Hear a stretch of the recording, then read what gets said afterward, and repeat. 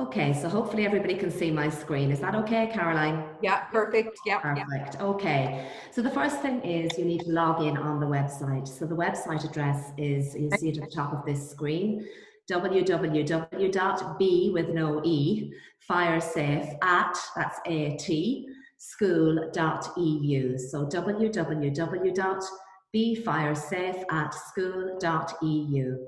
And this takes you through to the home page. And this is the page that Caroline referred to a little bit earlier there. And if you wish to find out more about the project, there's a video and a brochure down the bottom of this page. There's also some information at the top there about the partners that have been involved in creating this program, a gallery of photographs, and a little bit more about the project. So for us, for our first time using this, what we need to do is get into the place where the resources are, because that's the place that we're interested in as teachers. So what we do is we select our language here first. So in this case, English. So just down the bottom there. And then you're brought to the login page. And this is also the page you use to register for the first time. Now you see here on the right-hand side of your screen an outline of the content of each of the units. So it's just a general overview. And on the left-hand side, you'll see the area where you either log in or register, okay? So here you can see that you can register as a teacher.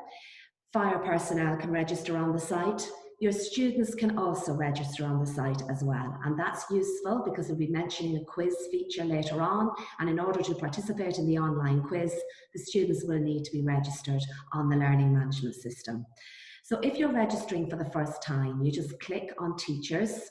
I'm not going to do that here now because I'm already logged in, or I will be. You click on teachers, you put in your email address, you create a password for yourself and you confirm it. And then you have to agree to a privacy policy. And then that essentially will bring you into the page where all the resources are. I suppose we could call that the landing page. So I'm just going to show you what that looks like now in the next second. So I'll just recap there. When you come in here to the login or registration page, you click on down under the registration section, click on teachers, you give your email address, you create a password, confirm it, and then you agree a privacy policy, and it brings you into the page where all the resources are. So I would normally log in, okay, and that brings me to here. So when you register, it will also bring you to here. So as you can see, all 10 units are up the top of your screen there, along with a tab which says Teacher's Resource Book or Teacher's Book. Now, this is an invaluable resource. It's absolutely excellent, and it can be used in conjunction with all of the other resources that you see on this learning management system. I'm just going to click here for a moment just to give you a taste of what that looks like. So if I click on that resource, I'll be given an opportunity to download a hard copy of the resource, which is useful just in case the internet goes wallop on us at some stage during class. So if I click here, all right, it gives me the option to download this as a PDF. And you'll see that here in the next couple of minutes, okay? So as I said, this resource gives you suggested learning methodologies. It points you to additional resources. There's just a wealth of information in there, and it really is the teacher's guidebook to delivering the program. So you can see it there. It just gives you a little bit of a look at it there. Okay. So what I'm going to do next now here is I'm just going to back to where the units were. Now, you could see a second ago the units all displayed at the top, and you can navigate your way to a unit by clicking on any one of these tabs. Another way of getting to your unit is by scrolling down along the page here, as you can see. So either method will bring you to the resources for that particular unit. So what I'm going to do first of all here is I'm going to have a little look at Unit 2, Fire Science. And by doing that, you get some idea of the structure of each of the units. So as you can see here, the Fire Science unit starts with a summary of the content. So just an overall summary of the content of that unit. If I scroll across to the right-hand side here, you can see that this unit is split into 3 parts: how fire occurs, extinguishing fire, and the biological effects of fire on the body. Now, if I move over a little bit more here, you can see a couple of other features. You'll see a media material feature here at the end, which I'll be using during my presentation later on. Now, this essentially is a collection of all the videos that you can use for this particular module or unit. And if I scroll back here a little bit, you see the quiz feature. So students, if they are registered, just like teachers, on the learning management system, they can, at the end of a unit, can complete a quiz. And this quiz is a series of multiple choice questions. The student works their way through them, and essentially at the end, once they've achieved a result of 70% or more, they can download a certificate, and that certificate is proof, evidence that the student has successfully completed that unit. And we were just saying the last day, it's a very useful thing to have, either for a transition year student for their portfolio, or for a junior cycle student as evidence of other areas of learning for their junior cycle profile of achievements. So it's just nice to have a real tangible evidence that a student has successfully completed a unit. I'm just going to click here for a moment to get things started. You see, the units basically in each one of these links, you will find a PowerPoint, and within the PowerPoint, you will find embedded videos. I'm just going to go to here first, though, just to show you something that's useful. Again, the PowerPoints can be used online, which is fine, if internet's going okay for you. But alternatively, you can also download these PowerPoints, and that's a very useful feature. You can see me doing that here now. So you can download them, you can edit them, you can use them in the classroom yourself. So they're, it's just a useful option for teachers to be aware of. And you can see it downloading in the bottom left-hand corner of my screen. So I'm going to go back to where my units were again, okay, just to highlight that feature to you. I'm going to go down where I was to Unit 2, Fire Science, and I'm going to click on this here, just so that you get an idea of the structure of the resources within each unit. So the resources are embedded into a PowerPoint presentation. And you see that now in a minute. So this gives you a good overview of the general structure of each unit. So the unit starts again, you can navigate by clicking on these, and I'll show you another way to navigate in a few minutes, okay? But just to look at some of the features that you'll find in all of the units. We start with the learning intentions, so a clear statement of what students will be able to do when they are finished this particular unit. Okay, now I can go next, or I can navigate my way down the right-hand side of the screen to the different sections, so just to show you that as well. So if I go next here, you have an anticipation exercise. Each unit starts with this. It's a nice way of establishing students' prior knowledge, and it can be repeated when the unit is completed, just to see whether or not there's been any progression in knowledge as the student has moved through the unit. So it's a nice feature. It can be used at the beginning and at the end. I'm just scrolling down through the tabs on the right-hand side here. I just want to show you something that's at the end of each unit. So at the end of each unit, you see a summary of everything that students have learned. So students can have a look at that and they can decide, what their level of competency is in relation to each of those. And at the very, very end, students are encouraged to reflect by writing down the main points discussed, something new they've learned, something they do differently, and identifying the skills that they have developed. You can see the key skills of junior cycle here on the right-hand side of your screen. So if I just navigate through some of these for a second, just to show you some of the other features. So I'm going to fire facts here. Now, as I scroll down through the PowerPoint, you can see it there, you will see every so often there are embedded videos which can be played here, live, online, or alternatively in the media materials section, you can download those and use them offline if you wish, okay? And we'll be looking at lots of those videos later on, and I'll be using this website as I move through the next part of the presentation today. So I'm trying to think, is there anything else that I need to tell you? I don't think so. That kind of gives you a good overview, hopefully, anyway. I know you need to kind of experiment with this yourself, okay? But it gives you just an overview of how the learning management system is structured, how you might navigate your way around it, and the features that are there. So I'm just going to stop sharing my screen for a second, and then we'll just signpost where we're going next. Okay, thank you so much, Veronica, for that. And it takes a while to get into the navigating of the website. And once you do, you'll be just using it without even actually thinking. We're now going to look at the contents of units 6 to 9. The last day we did units 1 to 5 in detail, and we're going to look at 6 to 9 and then finish with an overview of the case study. So Veronica, I'm going to pass it over to you again. Okay then, so you may remember the last day during workshop 1, we spoke about how the BFireSafe programme might be integrated into the junior cycle curriculum as part of well-being under the themes of responsibility, connectedness and resilience. And we also looked at how it could be incorporated into the senior cycle curriculum in transition year under the themes of health and guidance. And we also referred to the careers in FIRE module, and we kind of highlighted how that would be very, very useful for LCVP students completing a career investigation. Well, since workshop 1, I was having another think about it, and I thought, you know what, the BFireSafe programme can actually integrate into other curriculums as well. And I just want to take a quick look at that, a brief look at that first. So the first curriculum that struck me was the Leaving Cert Applied curriculum. So during the Leaving Cert Applied programme, students will complete a number of modules, and one module rather that students may complete is module 7, and that's entitled Work and Living, okay?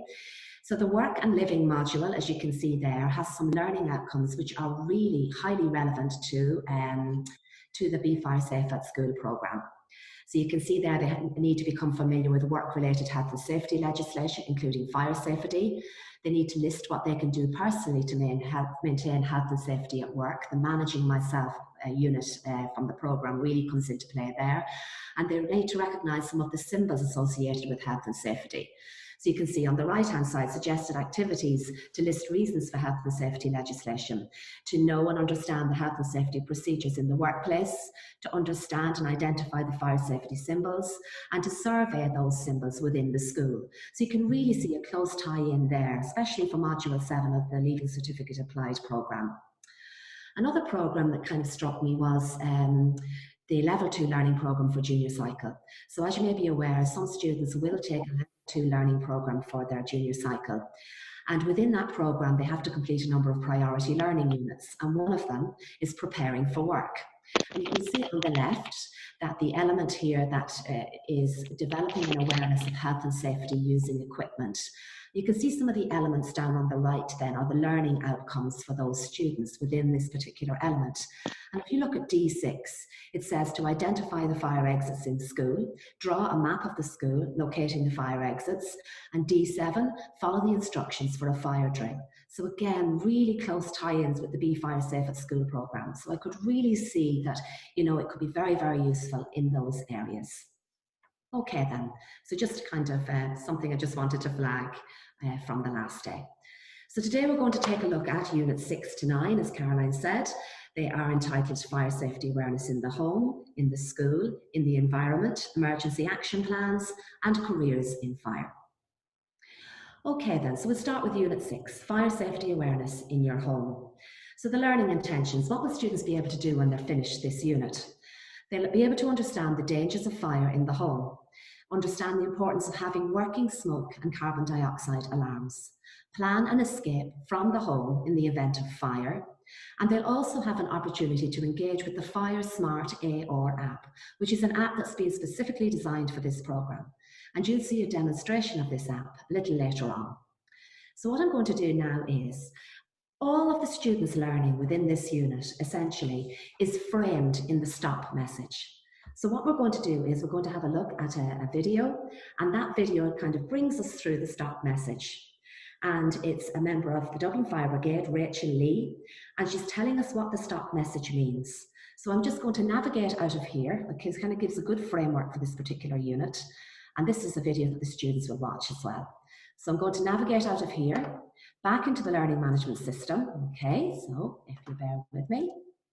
Okay, here we go. We're in Unit 6, which is Fire Safety in the Home. And what I'm going to do is I'm going to scroll across to the right-hand side, much like you would in the classroom. And I'm going to click on Media Material. And this is what you would do maybe when you'd be using this in the classroom as well. So you'll notice today I'll be going from the PowerPoint to the website because I want to kind of use it as much as we can. Okay, part 1, download. So I'm just going to go in here and you'll see all the videos in part 1. So the one I want is 26, that one there. Hi, my name is Rachel Lee and I'm a firefighter with Dublin Fire Brigade. Stop for a second and ask yourself a question. When was the last time you checked your home was safe from a fire? As a firefighter, I'm called to fires in homes just like yours every day, often resulting in massive damage to property, causing life-threatening injuries and sometimes even death. Every year, over 20,000 households across Ireland ring emergency services for fires in their home. On average, 33 people a year die in a fire. STOP has only 4 letters, and with 4 easy steps, you and those you care about can stay safe from a fire. S is for smoke alarm. Have you got a smoke alarm? Have you got a smoke alarm on every floor of your home? Did you know you can die within 3 minutes of smoke inhalation? Early alerting from a smoke alarm will give you precious time to escape a fire. T is for test. Test your smoke alarm weekly or get someone to do it for you. If you hear it beeping, change the batteries or get a new smoke alarm. O is for obvious dangers. Are you aware of fire dangers around you in your home? Look for risks such as overloaded sockets, unattended appliances such as mobile phones when left in charge overnight, and candles. P is for plan. Have an escape plan. If you ever need to escape a fire, it'll be a lot easier if you've already planned your route. Stop again and ask yourself one more question. Have you ever wondered if your elderly relatives, neighbours and friends are safe from fire? This year we're asking you to visit those who you know are most vulnerable and check 3 things. If they have working smoke alarms, if they are mindful of fire safety, and if they have an escape plan in the event of a fire. These precautions are particularly important for people who have difficulty moving or walking. Thanks for stopping. Stay safe, and let's stay safer together. Okay, so that just kind of gives you an overview of everything basically that the students will learn in this particular unit. Okay, so just returning for a minute to where we were, the stop message. So they will learn about smoke alarms, how to test them, how to identify obvious dangers in their house, and how to plan an escape route. So they move their way through the S, the T, the O, the P of the message. So the first activity that we're going to have a quick look at here is the ability to identify obvious dangers in their home. So students, this can be used as a think, pair, share activity in the classroom. So first of all, students may just be asked to identify the fire hazards in their home in small groups or in pairs. Then after listing what they identify as being the hazards or the dangers, you might ask them to categorize those dangers under headings. Those headings might include cooking, heating, electrical, cigarettes and candles. So just arriving at their list and then trying to discuss and debate under which headings they would categorize those hazards. Then, having done that, once the hazards have been identified, the learning can be extended and the students can work together and come up with tips for how you can minimize risk and avoid those hazards causing any harm. Some students might like to create imagery to kind of identify what their tip is, the do's and don'ts essentially. That's kind of highlighted here. So having gathered together a list of all the hazards. By Friday, and then I think like middle of October, we're talking about around 14th of that.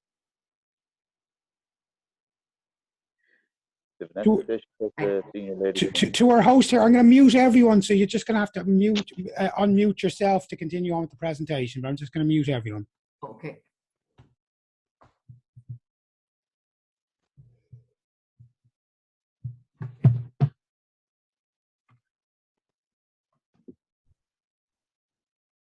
So to our presenter, just unmute yourself, and we should be good to continue.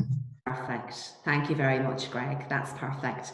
Okay, so once the students have identified the hazards and they've come up with their tips for avoiding those hazards, they can represent those tips as a list of do's and don'ts. Something like what you see on the screen could kind of be given to them as an exemplar of what they might do. And students can have great fun taking their tips and, you know, creating these images. And, you know, it can be, I found with the students in the class that I've had, that they've really enjoyed this activity, and it kind of appeals to those that are more artistically inclined as well. Okay, so it's just a little something that they can do to keep them active in this section of the unit. Then when they have all their information and their imagery put together, they can create a poster. Or they could do a little bit of research online, gather some statistics about the causes of house fires, and they could use those figures to create an infographic like the one on the right-hand side of the screen. So there are a couple of options there, and the likes of the resources like this, which students create themselves, can then be shared among students in the broader school community. And it just kind of spreads the message of fire safety and fire safety in the home around the school. And then students can use their FireSmart app, which has been developed specifically for the programme, and they can have a little bit of fun, and they can identify, by playing a little game in a virtual home, they can identify hazards, just applying the knowledge that they have gathered. And then finally, they can create or complete a fire safety checklist in their own homes, and we would encourage them to do so and to share that with their family, their findings. And it could be a conversation point at home. Maybe action needs to be taken, maybe adjustments need to be made, but it's really getting them to bring what they're learning into their life outside of school. Okay then, so we're just moving our way through this. So that really is the O of the smoke message, obvious dangers, okay? So just moving to the S and to the T, let's have a look at this next. So the focus now switches to mitigating risk. So we S for smoke alarms, T for testing. So students will learn why smoke alarms are important and where they should be located, how they should be tested, and how often they should be tested.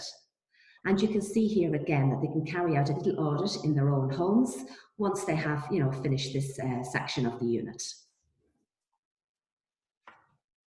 So students will also learn in this unit what carbon monoxide is, the signs of carbon monoxide poisoning, how to prevent CO poisoning, why it's important to have carbon monoxide alarms installed, where to place them, how often they need to be tested, and safety tips for them. So what I'm going to do now is I'm going to navigate out again, just for a minute, into the learning management system, and we'll have a quick look at a video which kind of reinforces everything that students will learn about carbon monoxide. So if you just bear with me, I'll go back again, navigating my way through here. Okay, so this is fire safety in the home. I'm in part 2 here, okay. Oops, here we go, so I'm going to click on that. When I get to part 2, I get to where the resources are. So again, it just gives a little bit of practice here as well in navigating through the website. Okay, and I go to here, what is carbon monoxide? And we play this short. Carbon monoxide is a toxic gas that can build up when fuel-burning equipment doesn't burn or vent properly. You can't see it or smell it. So it's important to know the signs and steps to keep your family safe. Signs of carbon monoxide poisoning include dizziness, headaches, sleepiness, or flu-like symptoms. To prevent that, first, install carbon monoxide alarms on every floor of your home, especially in your sleeping areas. Most carbon monoxide poisonings happen while families are asleep. Second, get your fuel-burning equipment inspected every year by a TSSA registered heating contractor. Remember, the right steps can save your life. Okay, so that just kind of gives you an overview of the resource and what students will learn through that video and what they will learn about carbon monoxide. Okay, so I'm just going to bring you back again into the PowerPoint. So we're just kind of going over and back between the two. And I'm going to bring you to the next one. There we go. So now students will move on to P. P. The P of the stop message is plan your escape. Okay, so students will identify the important elements of any good escape plan, and they're encouraged to draw up an escape plan for their own home. They need to identify the primary escape routes, the secondary escape routes, which you can see in white there on the diagram on the side of the screen. Then they're asked to complete, they also, have to identify a meeting place, a safe meeting place outside the house. They are asked to complete a short escape plan checklist, and you can see that on the bottom left-hand side there, and to consolidate their learning on the FireSmart app. So this app, at the bottom right-hand side of your screen, can be used again to identify escape routes from a virtual home. So it's really practical, this. The students, again, are relating it to the life outside school, drawing a map of maybe the ground floor of their house and identifying all of the possible escape routes and what their safe meeting place might be outside the house. So it's just bringing it all into real life. Okay then, so finally, as part of the unit, students will learn about the impact of synthetic and non-synthetic materials on the growth of fire in a house. A short video from Underwriters Laboratory highlights the impact of synthetic furnishing versus non-synthetic furnishings to the spread of fire. So you can see the diagram down there. Now that's actually a video that the students will watch, but I've just taken a snapshot of it here. But it really highlights the difference that, you know, synthetic materials make versus unsynthetic materials, and it shows you how quick the room with the synthetic materials goes up, just under 3.5 minutes, as you can see on the screen there. Students also learn about the toxic byproducts created when synthetic furnishings catch fire and how the dangers can be mitigated using fire retardants. There are plenty of videos used throughout to highlight the main points and to illustrate what happens in real life situations. So the next unit is Unit 7, Fire Safety in Schools. Students will identify the fire risks in school. They'll be aware of building features and facilities that can help keep people safe in the event of fire, and they'll learn what to do in the event of a fire. Now, students may have already carried out a school audit to identify hazards and mitigating measures in Unit 1 when they were looking at managing myself. And then that audit can be further extended on in this unit here, because students will take a closer look at the measures that are in place to protect them from the dangers of fire. And those measures can be categorised under a number of headings. You can see that at the bottom right-hand corner of your screen. So they'll be looking at emergency action notices and evacuation plans, signage, the procedures that are in place in the school, equipment, and the human resources, the responsibilities essentially of the different individuals in school with regards to fire safety. Okay, so if we look at the first one first. Students will learn what an emergency action notice is. You can see one on the left-hand side of your screen there. Now, essentially, an emergency action notice is just a series of steps that you should follow in the event of a fire. They'll note the location of these notices around the schools, and they'll also learn how to use an evacuation plan to exit a space safely. So that notice on the left-hand side, you can see the notices on the left, and then you have a plan of the school there. And at the moment, it looks like we're in the home economics room. And you can see that the escape route is clearly signed from the home economics room to your safe place, your meeting place outside.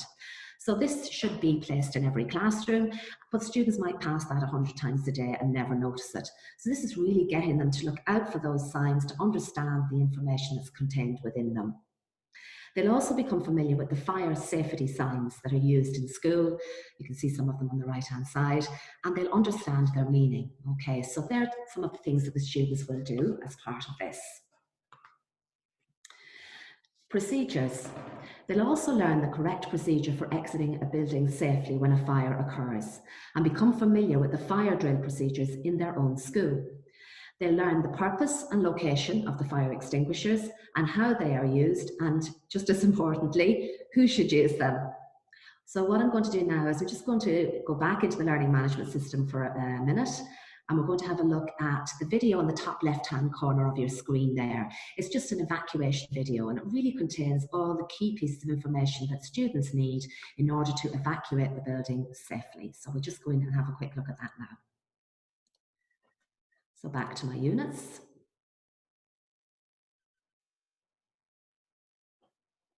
Okay. We're going to evacuation for students.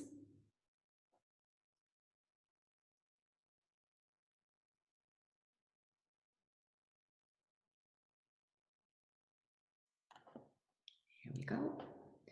And it should be video number 2 here, hopefully.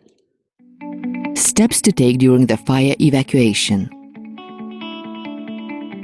If you hear the fire alarm, stop all your work immediately.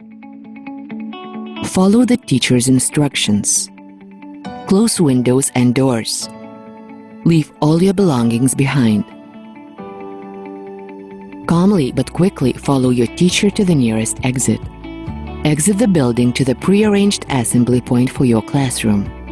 Calmly wait at the meeting point until you have been counted and the person in charge tells you what to do. Okay, so it just kind of gives you a little taste of what the students will learn in relation to the procedures for evacuating a building.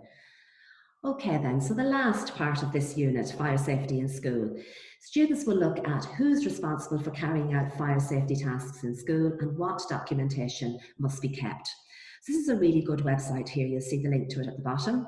And a series of prompt questions could be given to the students, and they could be encouraged to use this website to research the answers to those questions. So it's very important, and sometimes maybe we feel that students know who does what in school, but it mightn't always be obvious to them. So it's just that they're very sure of, what each person's role is in the case of a fire. There's one other feature I just want to have a quick look at here, and this is the do's and don'ts feature. So what I'm going to do is, again, I'm just going back to the learning management system for a second, and we're swapping over and back here, back to my units. So I'm navigating around, is that all right? And you'll see here, if I go to the unit that I'm in, is fire safety in school, and if I move over to the right-hand side here, you will see a do's and don'ts link. Now, I want to show you this feature. I just think it's really, really useful. Like all the information in the unit is summarized into a series of do's and don'ts. And a lot of the units have this feature. So I just like to show it to you for this particular unit.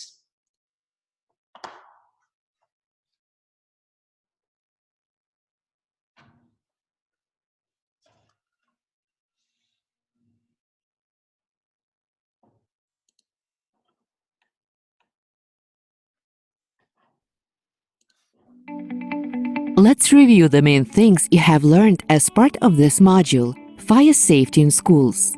Do. Know the fire hazards, sources of ignition, fuel and oxygen in your school.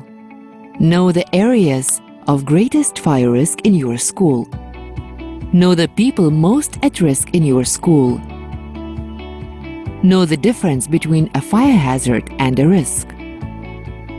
Know how to evaluate the risk of the hazards you identify. Follow all fire safety procedures developed by your school. Follow the instructions included on the emergency action notice in your classroom. Know your school fire evacuation plan and the steps to be taken. Know how to use fire alarm call points. Know your school policy on calling the emergency services in the event of fire. Know the different types of fire extinguishers and how to use them. Prevent the spread of fire by closing doors as you leave. Know the assembly points of your school. Don't misuse any fire safety equipment provided in the school. Don't put any of the students in danger by your own actions. Don't cause a false alarm. Don't fight a fire in your school unless you have been trained and it is safe to do so. Don't block escape routes or create a fire hazard. Don't return to collect your belongings in the event of an evacuation. Stay safe and be fire safe. Okay, so that brings us to the end of that unit. That's Unit 7. And now we'll have a very quick look at Unit 8. So just having a look here at our next slide. So Unit 8 is split into 3 parts. Part 1, students will learn about fire safety in their environment with a particular focus on outdoor burning, barbecues, wildfires, hotels and other assembly areas. Part 2 deals with lithium-ion batteries, and Part 3 looks at the use of fireworks. So we're going to have a look at a couple of videos now. One just is a video that the students will watch in relation to campfires and outdoor burning. In this video, they'll learn tips to consider before and after lighting a campfire. And then we'll have a look at this second short video on barbecue safety. They'll learn where to set up a barbecue, what to check for before you use it, and important considerations during and after use. Okay, so we'll have a quick look at these 2 videos. It's just interesting for you as teachers to see what the students will see, and it gives you a feel for the programme. Okay, here we go. Navigating back again. This time we're on Unit 8 this time. Okay, and we're going to Part 1 because it's fire safety in the environment. And the first video is in relation to campfires and outdoor burning.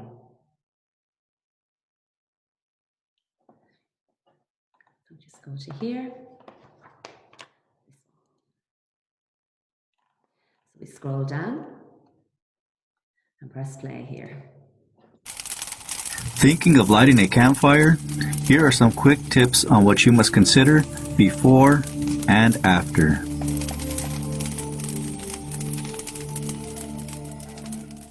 First, do you know that a fire is allowed where you plan on building it? Check local, state, and federal regulations before you go. Choose your campsite carefully. Ideally, you'd want to use an established fire pit. If one is not available, make sure your site is at least 15 feet away from tent walls and other flammable objects. Also, be sure there are no overhanging branches. Prepare your site carefully. Clear it down to bare soil. Surround it with a ring of rocks, ensuring that brush is cleared to at least 3 feet from your rock ring. Keep a filled bucket of water handy, and if you have a fire extinguisher, make sure everyone knows how to use it. Building and enjoying the campfire requires some thought. Never use accelerants to start your fire. Always keep your fire small and manageable. Discuss fire safety with your group, particularly with any children that may be present. Never leave the fire unattended. When you're ready to leave, extinguishing the fire requires the same diligence you showed when building it. Try to allow the fuel to burn completely to ash. Scrape any logs or sticks of embers, pour water on the fire and stir with a shovel until all the embers are drowned and the hissing stops. Do this until everything is wet and cool to the touch. If you don't have enough water, mix dirt or sand with the embers, stirring until all material is cool. But do not just bury the fire, because it will continue to smolder where it could ignite roots or become exposed by winds. Remember, if it's too hot to touch, it's too hot to leave. Going to click on next here, and this is a very useful and short video in relation to outdoor cooking and barbecues.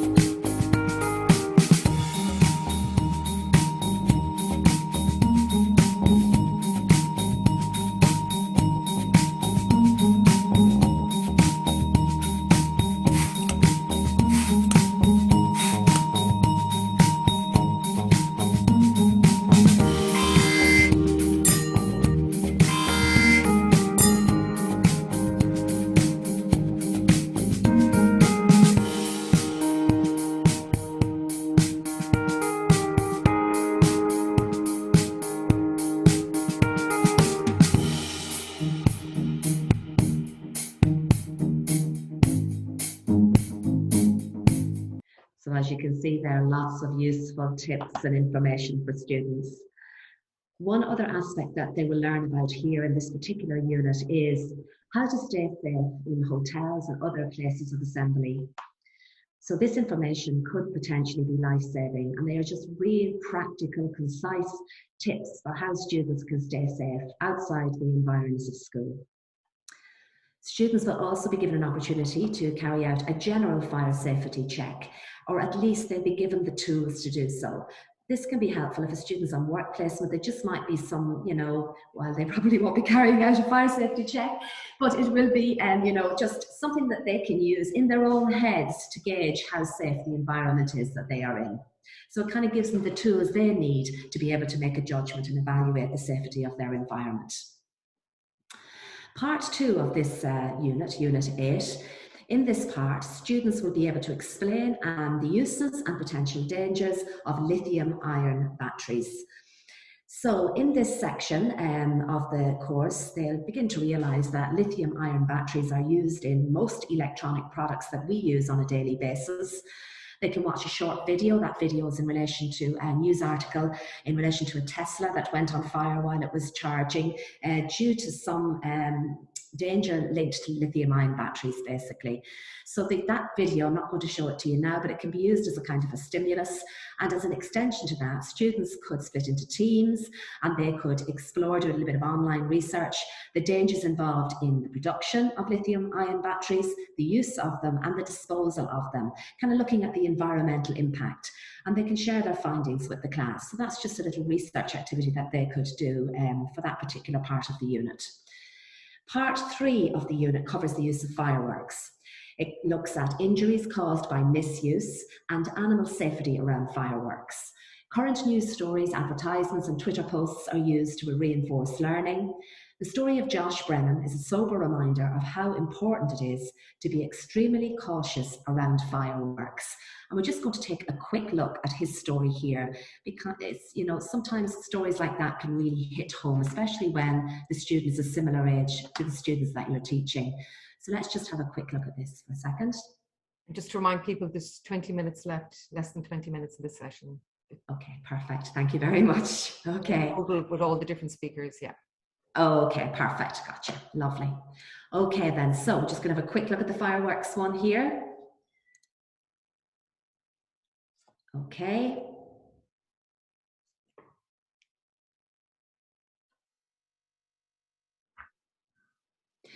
Okay.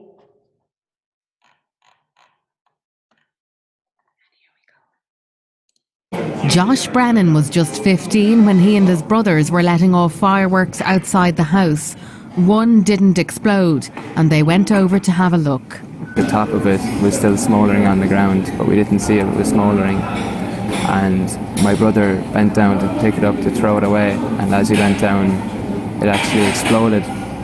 And a piece of plastic went through my eye and blinded me. 3 of the brothers were injured in the incident. One received hand injuries, but Josh was left totally blind in one eye. It was the biggest shock I think I will ever receive in my life.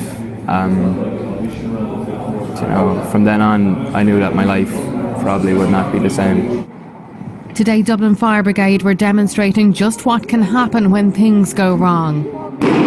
Jesus. Some fireworks you could probably end up in hospital because if they hit you, they can blow off your hand, or you probably have to go to a hospital. We want you to be safe. They say they see life-changing injuries every year. These injuries have increased somewhat over recent years, and the veracity and power of the actual fireworks themselves and the nature of the injury then obviously reflects that. Last year, Dublin Fire Brigade received over 900 calls on Halloween night, including over 300 ambulance calls, most of which were related to Halloween injuries. We're just asking people to be safe and just be very conscious. We're asking parents to take stock of their children, both young children and their teenagers, and know where they are. Josh Brennan says it only takes one firework for it all to go wrong. Okay, I'm just going to cut that. I'm a little bit conscious of time, but it just gives you a taste of, how, current news stories and Twitter feeds and that kind of thing can be used to try and reinforce the message, okay? So I'm going to move it through quickly now to the parts that we have left. Again, there's a do's and don'ts on that for that unit. And just very quickly, because I'm conscious that Caroline is going to do Unit 10 in a minute. Unit 9 is emergency action notices and emergency evacuation plans. So to summarise what students will do here, they'll be encouraged to develop an evacuation plan for their school, for an apartment building, for a library, and for a showroom. And all the maps will be given here, except the map of the school. The map of the school can be created in a Microsoft Excel document, and a very nice tutorial video has been put together by Marie Loch from Longford Fire Service, and with all the instructions that you will need in order to do that. And there's a lovely crossover with design and communication graphics here as well. So it just kind of consolidates everything that the students have learned. So they have to put their signage in, their escape routes in, their meeting place in, using everything that they have learned so far in the course. So what I'm going to do now is I'm going to stop sharing for a minute, and I'm going to stop talking as well. And I'm going to hand over to Caroline for Unit 10. And thank you for listening. Thank you so much, Veronica, for that comprehensive input of all those units. It was absolutely fantastic. And I suppose we'll just finish with, we decided this was a great opportunity that you would actually have researching a career within the fire sector in this actual resource as well. So what we have is we've a range of videos, we've a range of careers. We're not giving them advice to the students on actually how to choose their career, but actually how to research an actual career. So it's a career investigation. We have templates, we have videos, and what we do is it's suitable for transition year, it's suitable for LCVP. The layout of the templates is actually the same as what you submit for LCVP and also for LCA. And you could ask maybe your local fire officer, would they come visit the school? So it's a huge opportunity there when actually finishing and finalizing your BFireSafe program. So that's the overview. And I'll just show the next slide, Greg, is that the mind maps are a great methodology because you can use them at the beginning to show an overview. You can use them at the end to do a summary of what you've done. We have blank ones where you can get students to fill it in. They can hand do them or they can do them online. So that covers the input on units 6 to 10 of the BFireSafe program. I'm now going to call on Anna Camady from FireSmart app to do a demonstration for us. Is Anna there? I'm here, yeah. Hi Anna, you're very welcome. Delighted to have you. Is that a fire in your... Okay, Anna, over to you. I'm going to share my screen here. I have developed FireSmart AR with BFireSafe at school. We're Little Red Design Studio, and we built the augmented reality app that is really fun to use in the classroom. It's a really great way of engaging your students to learn about the fire dangers. I'm just going to play a really quick video here to show you how the app works. There you go. Take out your phone. Open your camera.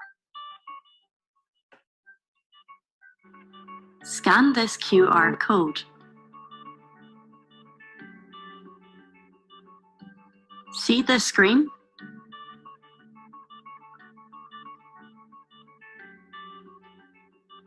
Print the FireSmart AR home plan. Download FireSmart AR from the Google Play Store or the App Store.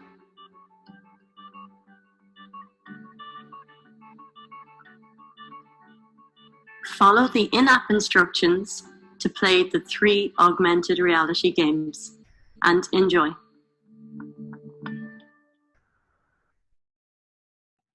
So that is FireSmart AR. And if you have any questions on how to download the app, feel free to ask away. I'm going to put a link in here to the webpage where you can print, download and print off the plan. So it's like a plan of a house. And when you download the app from the Play Store or the App Store through an Android device, so you can do this on a phone or a tablet or an iPad, you just open up the app. It's very simple. There's in-app instructions. You hold your phone up facing the printable. So the printable acts as the scanner. It will pop up the house through augmented reality, no glasses needed. And you can play the 3 different fire safety games there. The first game is finding the hazards. So the child can look through the different rooms in the house, spotting the different hazards. And once they click on the hazard, a fact will pop up to explain why it's a hazard. So such as the phone underneath the pillow or the chip pan. And these things are very helpful for them to understand how it can go on fire. Then the second game is we have a quiz, a fire safety quiz, and we have another escape the fire. So this one shows them the 2 escape routes that you might be able to find and how long it takes to get out of the fire. So they're very interactive and engaging games, and we've had a very successful launch at the BT Young Scientist when we first put it out. So any questions there? No, it's available on Android and it's available for Apple as well, Rob.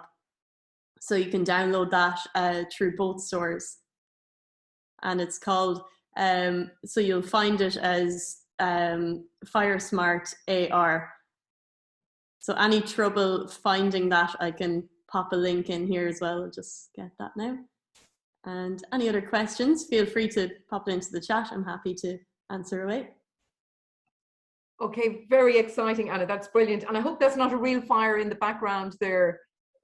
Don't worry, I have the fire extinguisher here ready to go. Fire extinguisher ready to go. Thank you so much for that. And if there are any questions, please feel free to ask Anna there now. Any particular questions on that? Okay, I'm conscious of time because we've just 5 minutes left in our session. Mendogas is going to do the Rescue Heroes video. So Mendogas, are you in? Yes, I'm here. Hi everyone, I would like to present you a Rescue Hero app. This is the game for to learn in a practical and fun way about fire safety. It is also available for Android and iOS mobile devices. And I will show you a video, and if you would like to ask something, feel free.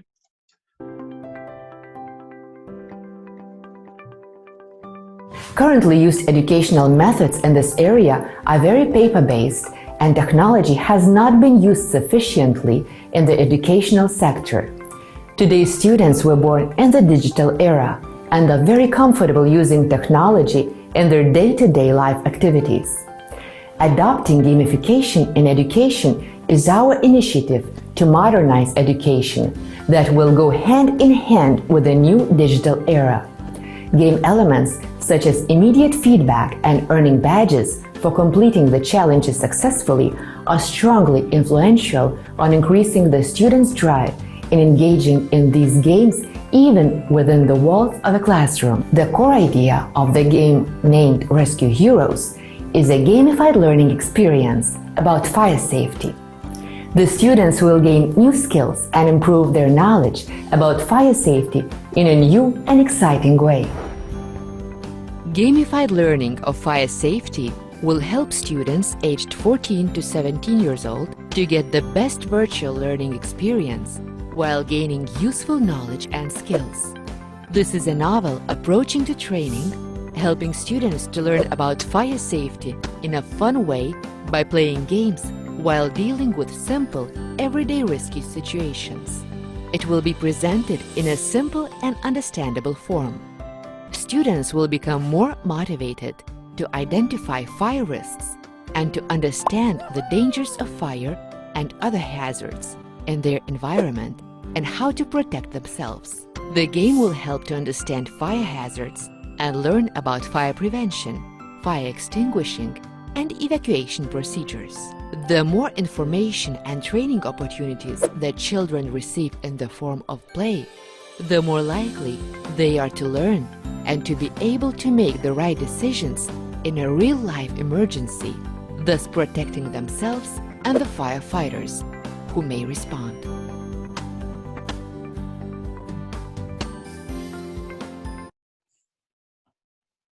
Thank you. Okay, thank you for that. That was great. Is there anything you'd like to add to that? Yeah, just so everyone knows, we have a good 5 minutes before the session closes, so don't panic. Okay. So we got 5 minutes before we return to the main session, so no major panic, Caroline. Okay. Has anybody any questions that needs to be answered, especially for our visitors that are presenting? Hi, is there a cost to either of these applications, or are they free? No, they're totally free for anyone to download. Perfect. Thank you.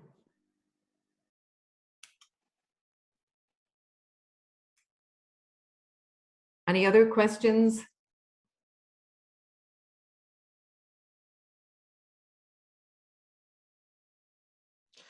Yes, just one. It's not related to the app. I missed the first session, so there are one or two things I just would like to ask.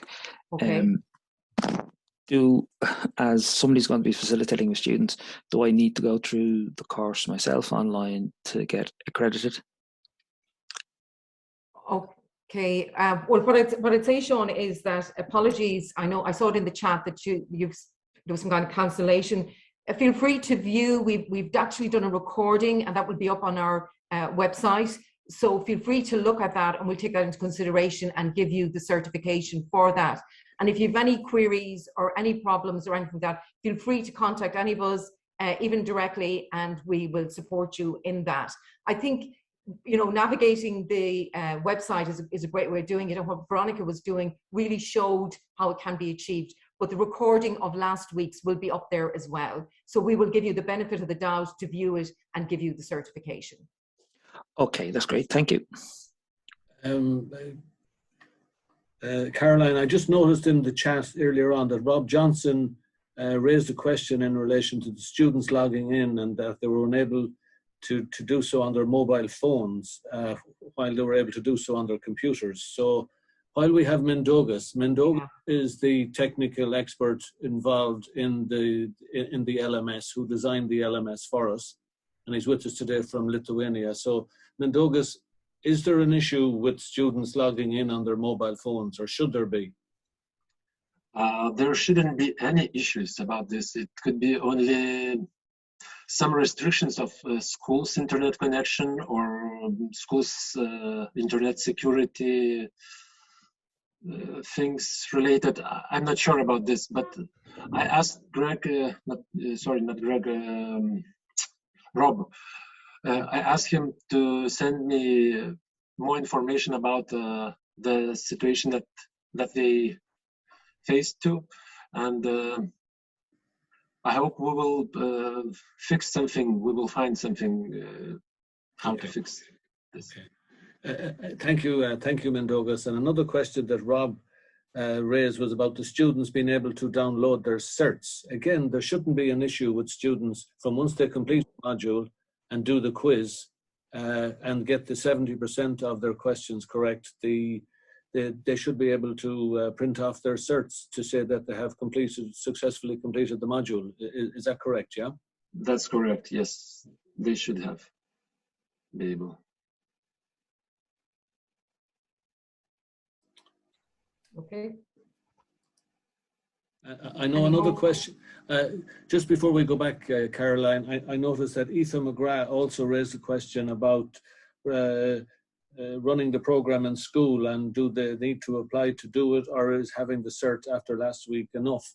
I would suggest, Aoife, if you have attended both sessions, I would suggest that you would be competent to deliver the program in school, and you don't have to apply to do it. You should feel confident enough to deliver it in school at this point. And I suppose the main thing is to register on the learning support system, and yeah, that'll be fine. Okay. Right, we're joining the other group. Sorry, Caroline. Yeah. Just one final thing.